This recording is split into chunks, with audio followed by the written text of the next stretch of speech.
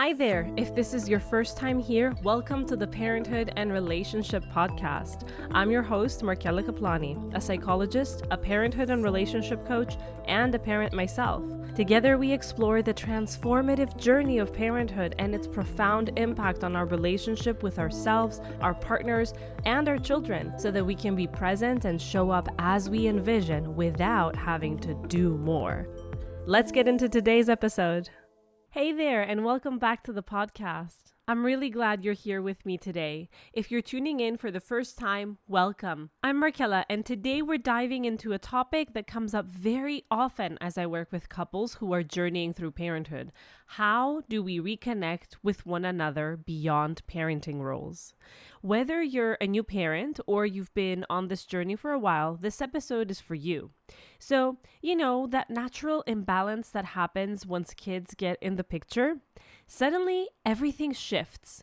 It's like overnight, our roles change and we find ourselves navigating this new world of parenthood. And while that's beautiful and rewarding, it can also create some unexpected challenges, both internally, as we have seen in terms of identity, but also in terms of the couple, who we are as a couple. One of the biggest things I've heard from husbands is the feeling that the balance never quite returns. Men often express this feeling of a distance growing between them and their partner, and communication starting to get a little rocky. For many of them, there's this feeling that they're reaching out, trying to connect, but something is just not clicking. They sometimes express feeling that their partner's focus has shifted so much onto their kids that they're left feeling dismissed or sidelined. Their attempt to reach out and reconnect is oftentimes misinterpreted as not getting the weight of the situation, not being attuned to the children's needs, and not being understanding of all that their wife has to go through. At the same time, they feel that this is unjust and that they're being rejected, because while they try to strike a balance, they're being met with a wall. This is not all cases, but it sums up quite a few of them. Of course, with some details being quite different from one case to the other. But these themes are much more common than you might think. On the flip side, many wives feel that they could be more present in their partner role if their husbands truly understood how much they're juggling. It's not just the physical tasks, but the mental load as well that comes up a lot in our sessions. All the planning, the worrying, the managing that goes on behind the scenes. And let's be real, the mental load can be heavy. So when the husband reaches out to reconnect without having at the very least, acknowledged and actively shown his understanding of how hard this all is, how with all this running through her head, it can be nearly impossible to switch roles, then she is completely closed off to reconnecting. Women, way more than men, function mentally. If the brain is clogged with all the to-dos so that she cannot be in her feminine energy, if she does not feel she can drop things and that it will be okay because her husband will be there to pick them up, she's not in the headspace to be romantic or communicate on anything besides the practical day-to-day stuff, let alone be intimate. What I observe in my practice is that while each side is completely valid when you hear it from a third person point of view, we start playing the chicken and the egg. No one will budge. The male partner, the husband, will say that he would be more considerate and he would be there to help more if he felt appreciated. The wife will say that she would show appreciation if his words match the actual things he does, and it tumbles from there on unless someone is willing to take the leap. Ideally, they would both simultaneously take the leap so that no one would have to feel like they are either quote unquote being the bigger person or quote unquote having to put up with their partner, because that's a lot of what I hear as well. And so even if the one person is saying that they're trying to be the first to break the cycle, they are doing it from such a resentful place that it's not working. And it's just reinforcing the belief, of course, that their partner is not responsive. Classic case of self-fulfilling prophecy. I'm trying to break the cycle. I come from a place where I think that, I have to be the bigger person again. I am so resentful. And of course, the person on the other side is receiving this kind of attitude. So my attempt to break the cycle, my attempt to be positive, my attempt to reconnect and communicate is not coming through, not because the other person is not appreciative, which is probably what I'm thinking, but because they are catching on the other vibe, the resentful vibe. That is definitely going to be the one that comes forward and is not going to allow the person to really perceive the effort being made, because that effort is tainted by the resentment. Therefore, today we're going to explore why it's so important to keep that relationship strong, not just for your sake, but for your kids too. We'll talk about how to recognize if there's a distance forming between the two of you and whether it's like part of this normal adjusting to parenthood or something more concerning. This isn't about blaming anyone or pointing fingers, of course. It's about understanding. It's about empathy and finding ways to support each other. And obviously, we'll look at the communication issues that arise if we avoid these conversations and how to start reconnecting with our partners. Meanwhile, this reminds me that I have created a communications checklist for couples for you to print out and to use whenever you and your partner are trying to navigate deeper, not merely logistical, conversations with one another. It's an on-the-spot kind of guide that preps you for the conversation and then keeps you in check while you're in it so that you can avoid common pitfalls we all get into when our connection is, in a bit of a rusty place. You can snag it at markelikaplani.com/couples checklist for just $5, or you can even get it for free by leaving me a positive review on Apple Podcasts and sending me a screenshot at info@markelikaplani.com. All these details are in the description, so don't fret. Grab a cup of coffee, get comfortable, and let's have this heartfelt chat about reconnecting with our partners beyond our parenting roles. I promise it's going to be worth it. All right, let's start with why it's crucial to keep our relationship strong. I'm sure you do not need much convincing. If you're here, I know you know this is important. I know you value it. But we are all much more willing to give it a try, an honest try, if we're reminded of the multifaceted ways in which preserving a healthy relationship is worthwhile. Because gosh, a lot of times we feel like we've dug the hole too deep and it might be easier to just call it quits. So first off, a solid partnership is the foundation of the family.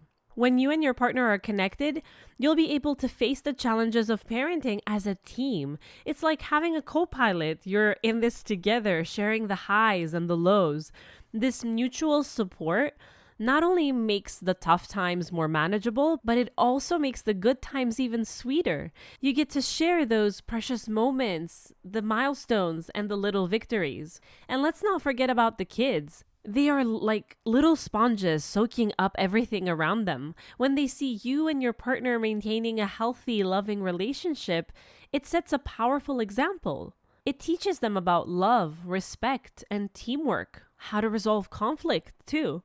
They get to grow up in an environment where they see two people who care for each other and work together as a team, even when things get tough. This kind of environment fosters a sense of security and stability, which is incredibly beneficial for their emotional development. And now let's talk about you, because yes, you matter too. Keeping the relationship strong is also about your own well-being. When you feel connected to your partner, you are happier and more fulfilled as an individual, as a person. It's easier to handle the stress and exhaustion that comes with parenting. You're not just parents, you're partners, right? You're lovers, you're friends. Having that emotional intimacy and support can help prevent feelings of resentment and loneliness creeping in. Think about it. When you're on the same page with your partner, everything just feels a bit lighter, doesn't it? You're able to laugh together, to share the burden, to remind each other that you're in this together. The connection is like a safety net, catching you when you fall and lifting you when you rise. It is common knowledge by now that research has found that married folks in healthy marriages live longer. And a healthy marriage, of course, is not one without fights, without periods of distance, without needing support even. Healthy marriages have all that, but in the end, the partners are there for one another and more willing to resolve issues rather than bury them or run away from them. And that's what I want to instill in you today. So as you can tell, keeping the relationship strong isn't a nice to have. It's essential. It benefits the relationship in and of itself. It's great for the kids, and it's vital for our personal happiness and well-being as well. Established why this is so important, let's move on to how we can recognize if there's a distance forming in our relationship and what that might mean. So how do we know? How do we know? Sometimes it's obvious, but other times it can be pretty subtle. Let's talk about some of the signs that you might be growing apart without even realizing it. One of them would be the communication aspect, of course. If you find that you and your partner aren't talking as much as you used to, or if your conversations are becoming more superficial, let's say, like you're just discussing logistics, the day-to-day stuff, that can be a sign. Maybe you're not sharing your thoughts and feelings as openly, or you're avoiding certain topics because you're afraid of starting an argument. That means that there's a communication gap that really needs to be bridged. Another big sign is a decrease in physical intimacy. And I'm not just talking about sex, although that is part of it. Physical intimacy includes everything from holding hands, hugging, cuddling on the couch, to those little affectionate touches throughout the day. If those moments are becoming rare, if you find yourself pulling away or feeling nothing when your partner may initiate them, then it might indicate a growing emotional distance. You might also start to feel like you guys are more roommates rather than partners. That happens when you're living parallel lives under the same roof, but not really connecting. You might be great at handling daily tasks, managing the kids, keeping the household running, but if there's no real sense of partnership or togetherness, then it's like you're both on autopilot, just going through the motions. Quality time is another key indicator. When was the last time you had a meaningful conversation or did something fun together, just the two of you? If you can't remember, or if it feels like ages ago, that's a red flag. Spending quality time together is essential for maintaining a strong connection. Without it, it's easy to drift apart. And quality time does not have to be this official weekly or monthly date even. It can be an hour or even half an hour every 2 to 3 nights where you guys sacrifice a little bit of sleep or a little bit of Netflix to connect and talk about things you discussed before being parents. Have that philosophical conversation, share your intimate thoughts about life, talk about your goals and visions about the future like you used to, divulge your worldviews and how they may be changing. And so you still may be wondering, do we have a problem? Is this irreparable? Is this distance, is this gap too big to come back from? Well, let's see. It's really important to keep on exploring this if you have this question. First, nothing is irreparable unless we've given up, unless we've thrown our hat in the ring. But what is important to know here is that a lot of times, most times I would say, at least one of the partners feels like the other one is overreacting. Like there isn't such an issue and they are interpreting things as a bigger issue than it really is. So then it's really worth it to check, is this true? Maybe one person is seeing subtle signs and worrying about something that is still at the prevention stage, or maybe the other person is just in denial. It's normal for couples to go through phases where they feel a bit disconnected. Life gets busy, stress levels rise, and sometimes we just don't have the energy to connect. That's okay as long as it's temporary and as long as you're both aware of it. Normal distance might look like a few weeks where you're both swamped with work or one of you is dealing with a personal issue that's taking up a lot of mental space. During these times, it's important to acknowledge what's happening and to make a plan to reconnect when things settle down. The key here is that both partners recognize the distance and that they're committed to closing the gap. This is something conscious. It's not something that's in my head and then I'm wondering, is he or she thinking about this too? Do they feel the distance? Do they not care? Well, of course, I'm going to wonder if they care or not, or if they've even seen it when I haven't discussed it and they are not discussing it either. So the difference here is The kind of emotional distance that we can bounce back from is the one that we are both aware of, we are addressing, we are discussing openly, and we commit to tending to. So what this means in relation to this episode is that even if you're in this category, the suggestions that I share later in our discussion can and are best applied as prevention mechanisms for you as well. Even if you are in this kind of space where you're conscious of a distance forming and you have decided to close the gap as soon as possible when things fall into place, well, that distance that one of you is concerned about might be negligible, but if it keeps on being ignored, if the date where you're going to sit down and start to reconnect and start to consciously close the gap becomes longer and pushed further away, it can become an issue. Especially as one partner starts to feel like the other partner is not taking their concerns seriously. Invalidation will create a whole new set of reasons for emotional disconnect. Now, concerning distance, on the other hand, is more persistent. It's when the disconnection starts to feel like a new normal and you're not sure how to get back to where you were. This kind of distance sometimes comes with feelings of resentment or avoidance. You might find that you're not only less physically intimate, but you're also less emotionally available to each other. This can lead to feelings of loneliness even if you're sitting right next to each other. Avoidance is the biggest indicator here. If one of you or both of you are avoiding certain conversations or avoiding spending time together because it feels uncomfortable, because there's some kind of fear that things might erupt all of a sudden, that's a sign that the distance is more than just a temporary phase.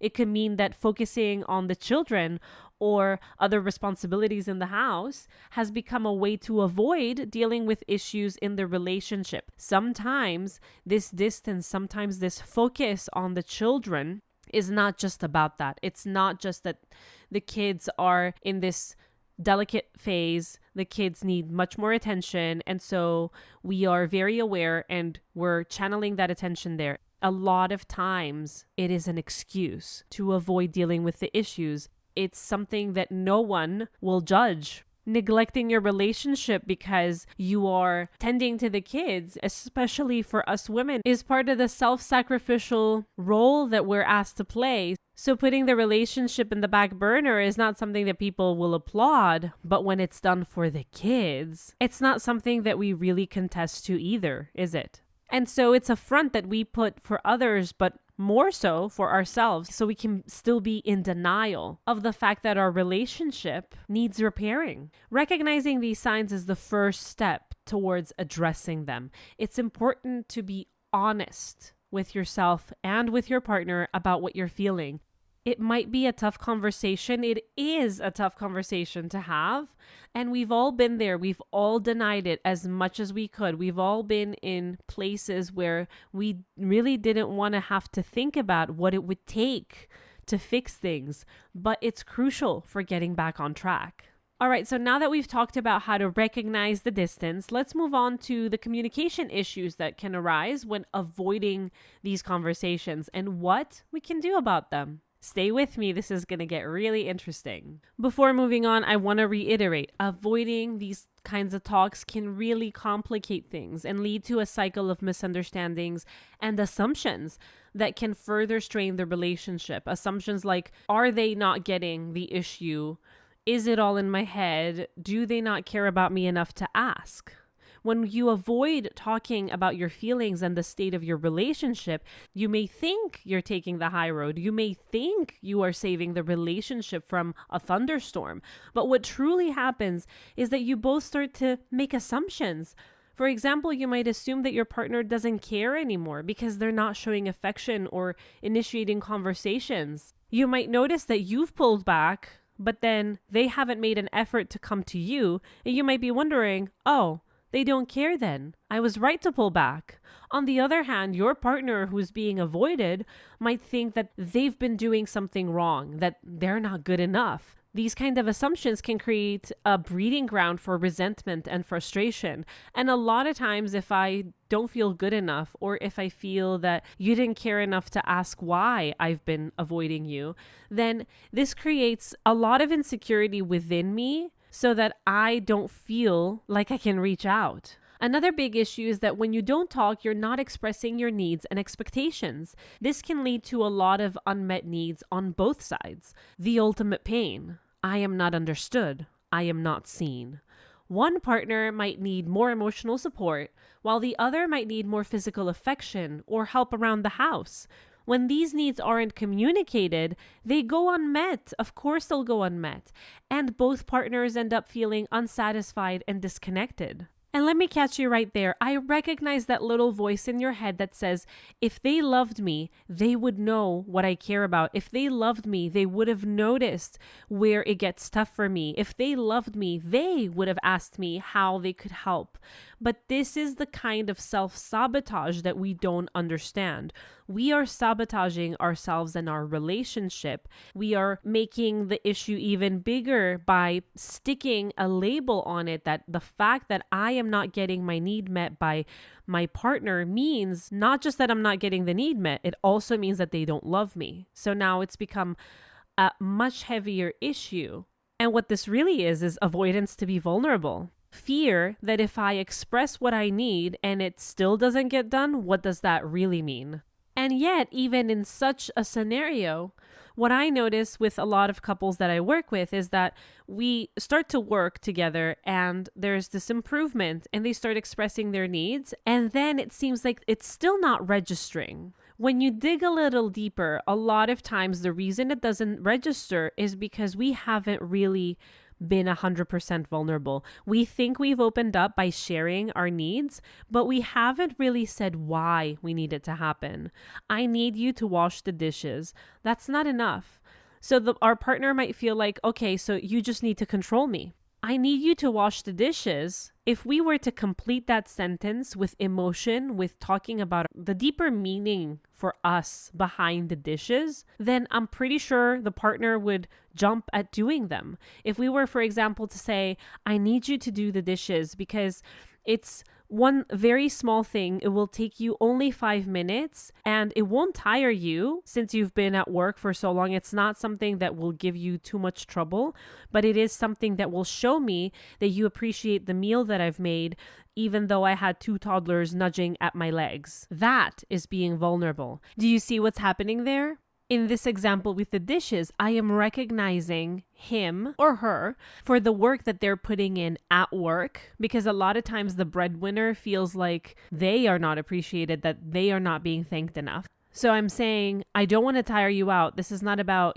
adding more stuff because I don't think you're tired from work. I recognize and I appreciate how much you do for us. I'm asking you to do the dishes because it is something that is not going to take too much time, that is not very tiring for you. But why I'm doing it is because I want to know that at the same time you see my work in the house, that you understand that even though I was at home, it was difficult to prepare this meal. It was difficult to get through the day. I had a million things to do, and I need you to see that. And I can understand that you see that, because instead of giving me I was at work all day, I was doing so much, which is basically them trying to validate themselves and that they're doing something important. Do you see what's happening here? Both partners are trying to validate that what they're doing is important, but in trying to show their own difficulty, their own tiredness, trying to get the validation from their partner, what they're actually doing is dismissing one another.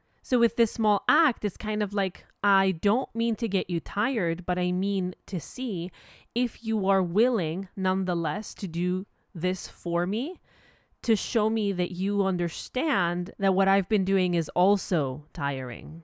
It's a form of connection. And with that explanation, it would really make sense to your partner. They would understand that it's not about the dishes. They would understand the symbolism behind it. You might wonder, why do they need to understand? Why can't they just do it? Why don't they see it anyway, that anything that they do is bigger than just that thing? But you know what? Just like you and I are in our own headspace and we're running around, and sometimes it's very hard to access our feelings with all this mental load. They are also running around. They are also insecure. And so we need to snap ourselves out of this. We need to snap each other out of this by reminding our partners that what we think is important, what we're asking them, is something bigger. And if we really think about it, we've probably misunderstood or missed to see the importance on something that they have wanted to do, unless they point it out to us. There comes a wonder when we start to really talk about what's in between the lines. On the flip side, if we continue to not communicate, this can lead to a misinterpretation of each other's actions and intentions. For example, if one partner is spending a lot of time with the kids, the other one might feel neglected and assume that their partner doesn't want to spend time with them. In reality, the partner who's with the kids might also be feeling, on their side, overwhelmed and just be trying to cope with the demands of parenting. They might feel like the other parent isn't coming along as much as I would want them to, so I have to take care of this.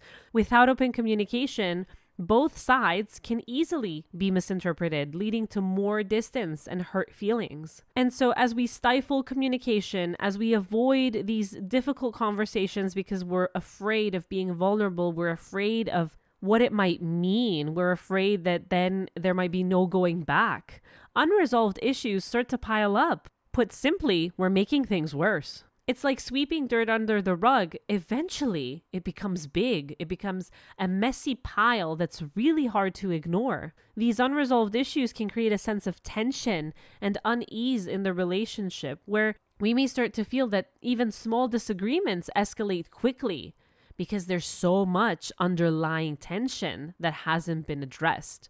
Just like with the example with the dishes, it's not about the dishes, it's the appreciation they symbolize. The same thing happens here. At some point, you might notice that small things that would have never led to an argument in the past create a huge tension in the house. It's because of all the other things that are stringed with them that haven't been addressed. Then there's also the silent treatment instead, which is a very common tactic when we're avoiding tough conversations. While it might seem like a way to keep the peace, it actually creates more distance and pain. The silent treatment can make your partner feel punished and isolated, which only deepens the disconnect. And quite honestly, for the person who is the one enforcing the silent treatment, it can also feel like they are on this martyr journey where they have to shush their feelings, they have to swallow down all the things that hurt them, all the things that make them mad, and it's not easy on them either. And here's something worth mentioning. Avoiding these conversations often stems from a fear of conflict. Many of us don't like arguing or facing uncomfortable emotions. I know I don't, and this is my job. A lot of my work focuses on conflict resolution, whether that's internal conflict or external conflict. So what happens is that we think that it's easier to avoid it, but here is the thing. Not all conflict is bad. Constructive conflict, where both sides are expressing their feelings and working towards a solution, is actually healthy. It may start with tension, but it's a way to clear the air and understand each other better. If we start to see conflict as a way to connect, if we start to see conflict as an opportunity to make it constructive, we can make it constructive, then we can address all the issues that are simmering under the surface. In that same way, internal conflict has always been the greatest reason for people to change.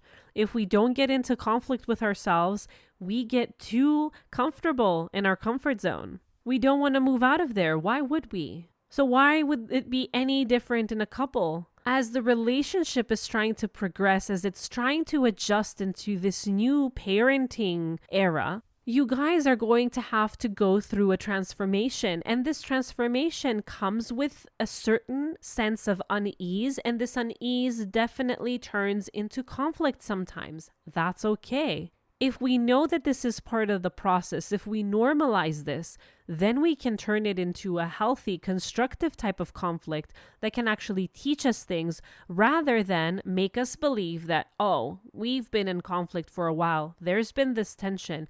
It must mean that we're not really meant for each other. Oh my God, becoming parents showed us that we're not compatible. No, that's not what's happening. It's because we are reading conflict in such negative light. It's because we don't give ourselves agency. We're not empowered to take conflict and know that we can make something with it. We believe it's a sign of something. We don't understand that it could be a tool, so that this leads to the detriment of the relationship rather than its improvement. So what can we do about this? The first step is to acknowledge the avoidance. We have to be honest with ourselves and with our partners and really look deeply at what we've been avoiding and why. It might help to set aside a specific time to talk with your partner so that you're both prepared and not caught off guard. Practice active listening, where you're really hearing what your partner is saying without planning your response while they're talking. Reflect back what you hear and show that you understand and validate their feelings. That doesn't mean that you have to agree with everything they say. Let me say that again. You reflecting back what you heard does not mean that you agree with what you heard. But what it does mean is that you acknowledge their perspective. And that can go a long way in bridging the gap. If I can acknowledge your perspective without jumping at invalidating it, then you start to feel a little closer to me, even if you know for a fact that I don't agree with you. This and other helpful strategies and reminders are in the couples communication checklist at markelikaplani.com/couples checklist. So get on over there. As a general thing to keep in mind, the goal is to reconnect and strengthen your relationship, not to win an argument. Keep the focus on understanding and supporting each other. Open, honest communication might be uncomfortable at first. Heck, it surely will be uncomfortable at first, but it's key to resolving those underlying issues and moving forward together. And so now that we've unpacked the communication issues that arise from avoiding these conversations, let's get to the good stuff, the ways to reconnect with our partners. This is where we start to turn things around and build the connection back up. The first step is prioritizing couple time, but we're going to do it in a way that's manageable and doesn't add more stress. One way to do that would be through mini date nights at home. Instead of trying to organize a night out, which of course you could, if you can, go ahead and do that. But if they feel impossible, you can plan a mini date night at home after the kids are asleep. This could be as simple as watching a movie together, playing a board game, or even cooking a special meal together. The key is to create intentional time where you can connect without distractions. An alternative, or an add-on, if you will, would be a daily check-in. You can set aside just 10 to 15 minutes each day to check in with each other. This can be right after the kids go to bed or even during dinner. Use this time to share how your day was, what's on your mind, and just reconnect. It's amazing how a short, focused conversation can help you feel more connected. For a long while after becoming a mom and being engulfed in that identity, I stopped sending these morning messages that I would send every morning to check in on my husband. Because he would always leave earlier than me, this was our way to say a more heartfelt good morning and show that we care. I only understood how impactful this absence of my messages was when I recently felt the need to do this again. I still don't do it daily, to be honest, but when I do it, it makes a difference to him and he expresses it. The rest of the day is uplifted by that feeling of having been prioritized. It's not that when I did not send them, I did not think or care about him. We would talk midday and I would find out how he's doing. Running around, doing all the things, it was just something I could not get really into. I wasn't in the headspace. It had become very logistical. We'll talk in the middle of the day and he'll catch me up, I would think. And, if there was really something wrong, he would tell me. But of course, when this was something that we did, the fact that it stopped naturally created, even if subconsciously, this question mark. Does she not care anymore? And although he too knew realistically and rationally that this was not the case, on an emotional level, that kind of question can create tension. Having talked about it helped him wait it out until I was able to do it voluntarily. But we did have to be mindful in other aspects where we both felt like we had to be open and very consciously implement certain things to upkeep the relationship and to keep the lines of communication open. I know it doesn't sound sexy. It feels forced to do this consciously. It might even make you wonder if your partner is just doing it because they have to. I've had a wife tell me that, oh, yeah, ever since we started coming, he has been implementing these things that you say, but a part of me can't be really satisfied with this because I wonder, is he just doing it because Markella said so? But he didn't have to do it because Markella said so. We never have to. If we are scheduling it, if you are putting it in your calendar, if he is putting it in his calendar, it's because you think it's important. You prioritize it. Sure, it'd be great to know that it came without much thought, that it wasn't so conscious, that it was as natural as it was in the past. But there's a lot going on now, that the mere fact that we are consciously talking about it, and I am willing and I really want to. It's not like I'm sacrificing. It's not like I'm doing you a favor, but I really want to consciously make sure that I do this until it becomes second nature again. This shows that I care, right? If we approach this with this kind of well-intentioned mindset, if we see this as really caring and not just, I have to be in his or her calendar so that they can pay attention to me. If we see it as, they really care about this. And even though their mind is overflowing and they can't think straight and they can't access their emotions all day because they're running around, but they really want to make this effort, then wow, they really love me. If we see it from this kind of lens, then it will eventually become second nature. Next up, although I've mentioned it already in a way, another way to reconnect is open and honest communication, of course. This is crucial for maintaining a strong connection, and it doesn't have to be complicated or time-consuming. One way to start this process is by expressing gratitude. Make it a habit to express gratitude to each other. Even small acknowledgements like, thank you for doing the dishes, or I appreciate you taking care of bedtime, can go a long way. Please don't get stuck in, I have done so much today that he or she should be thanking me. I refuse to say thanks for something that is so simple and such a given. Please don't do that. Don't play the measuring game. Don't refrain from being thankful for something that they did as a way to try to show them that this is something that they should be doing, this is something simple and normal that should be every day. Gratitude helps us focus on the positive aspects of our relationship and reinforces our bond. You being grateful for the dishes or for the tasty dinner or for him or her putting the kids to bed does not take away from all that you did, nor does it give the impression that this is all it takes to please you. Because I know that this is what's hiding in the background, okay? I know that you feel that if you thank them, then they won't do it again. Then they'll think it's something really special and they'll do it every once in a while to get a bravo. In reality, your gratitude will create a feeling of appreciation, and this will in turn create an irrefutable need to give more as we crave more of that grateful energy. Think about it. Also, as we said before, take time to share your feelings and needs with each other. This doesn't mean you have to have deep emotional conversations every day, but try to be open about what you're experiencing. If you're overwhelmed, let your partner know. If you need a break, ask for it.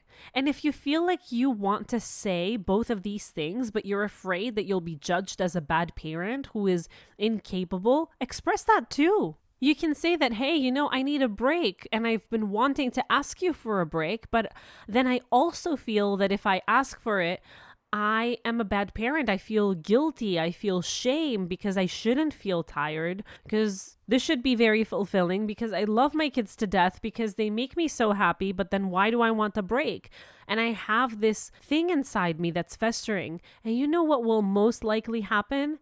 Your partner will create space for you to go out. Your partner may even push you out, may push you into a break so that they can make the process easier for you, so that it can feel like you didn't necessarily make the choice, so they can take away the guilt and the shame, and they can also accommodate your need for a break. Honest communication helps prevent misunderstandings and resentment, and it really has the capacity to elevate the relationship. Even though I know that a lot of people think the exact opposite, that open communication will just break stuff. Moving on, finding common activities and hobbies can also help you to reconnect. This doesn't have to be elaborate. You can just go for simple, enjoyable activities that you guys can do together. You can create weekend rituals, for instance. This could be a morning walk, making breakfast together, or even a shared hobby like gardening. The idea here is that you have something that you both look forward to that allows you to spend quality time together. Then you can learn something new together as another idea. That could be a new recipe, a craft, or an online course. Learning something new can be fun, and it can be a bonding experience when we're doing it together. It gives us something fresh to talk about and then enjoy together. Next, maintaining physical affection is very important, like we said before, and it's another aspect of reconnecting.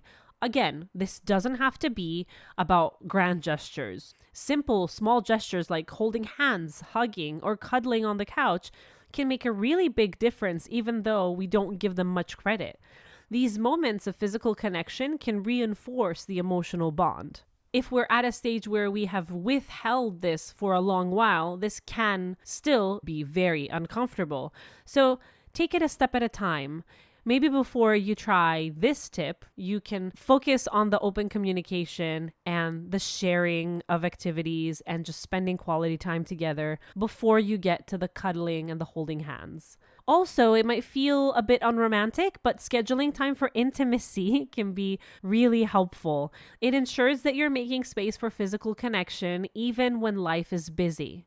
I was listening to this TED Talk by Esther Perel a few days ago, and she was saying something quite similar. She was saying that couples who manage to go long term and remain monogamous and still have satisfactory sex lives are couples who make time for it, are couples who consciously create space for this to happen.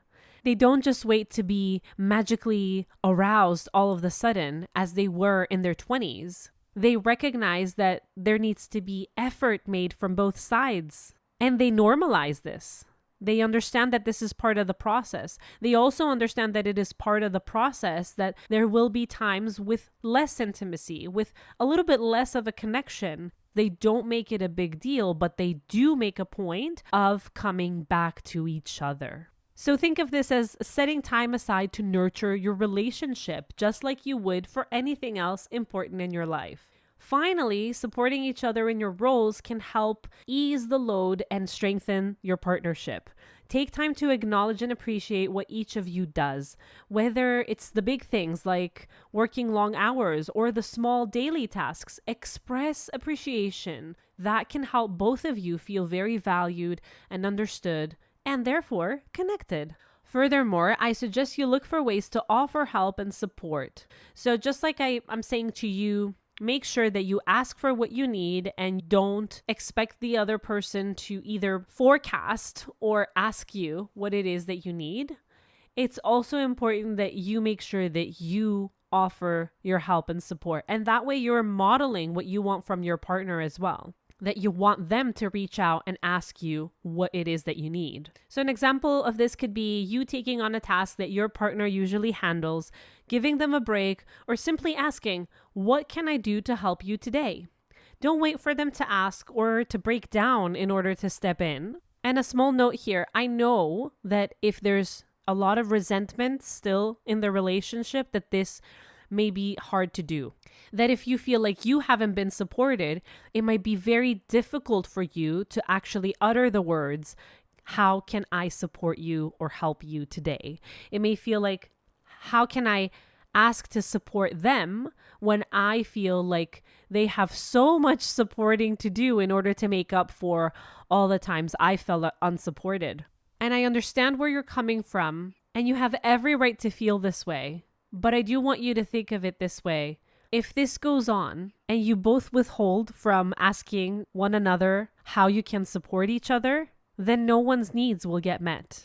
If you feel resentment and you feel that you needed more support, so you are not going to give any support until they make up for all the stuff that they haven't done for you, they will also feel like they are being rejected, that they're on the sidelines, and that only creates less need to be involved, less need to be present, less need to show up.